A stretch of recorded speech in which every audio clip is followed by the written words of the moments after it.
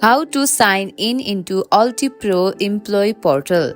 Hello everyone, welcome back to our channel. Today in this quick tutorial, I'll guide you through the step on how to log in into UltiPro Employee Portal.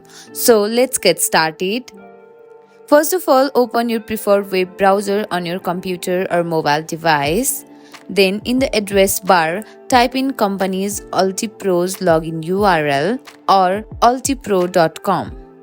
You will be directed towards the login page. Enter your username on the first field and password on the second field, then tap on the login.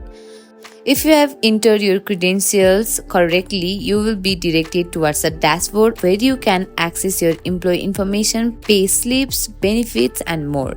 If you have forgotten your password, click on the forgot password and follow the instruction to reset it.